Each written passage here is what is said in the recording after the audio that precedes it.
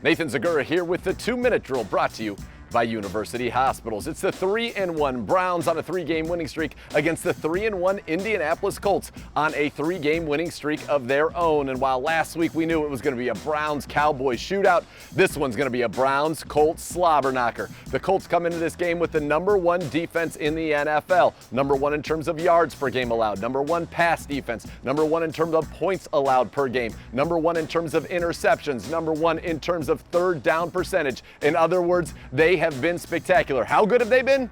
Well, this defense has been so dominant that their kicker has scored more points than their opponents in 3 straight games. As for the Browns, they come in with the #1 rushing offense in the NFL, 818 yards on the ground, coming off of a game where they ran for 307 yards. But they'll have to continue that momentum without Nick Chubb, lost with the MCL. But the good news is they have a former leading rusher in the NFL, Kareem Hunt, ready to step in, as well as D'Ernest Johnson, who was the team's leading rusher a week ago with 13 carries for 95 yards. This game's going to come down to execution. It's not going to be a shootout. It's going to be a slugfest. And for the Browns, I think they're built to play this type of game. The Browns' offensive line has been simply spectacular so far this season, a big reason why the team is the #1 rushing offense and why Baker Mayfield has been operating from a lot of clean pockets. And speaking of playing clean, Mayfield has gone 3 straight games with a quarterback rating of over 100, 2 straight without an interception, and Mayfield 8-2 as a starter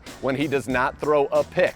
Now that's going to be tough though. The Colts, they have 7 interceptions to lead the league, as I mentioned earlier. Their 1 loss this year, no interceptions. Their 3-game winning streak, 7 total. So for Baker, it's going to be imperative to keep it clean and get the ball into the hands of his stars, Odell Beckham, Jarvis Landry, and look for the tight ends once again to play a big role over the middle of the field, because if there's a weakness in this Colts pass defense, it's that banged up linebacking core that we will, when we don't even know who's going to be able to play, but that group so far this season, that's where teams have had success, working the middle of the field. When the Colts have the ball, they've got Phillip Rivers completing about 73% of his passes, averaging over 8 yards per attempt. But they want to run the ball too. Jonathan Taylor, the rookie, he is the team's leading rusher, and they will try to grind it out on the ground against the Browns, but the Browns have been stout against the run themselves. This one's going to come down to third downs. The Colts, not a great third down offense. The Browns have not been a great third down defense. The Browns have been an excellent third down offense the last 3 games. 45% conversions, the Colts #1, 31% in terms of those third down conversions allowed.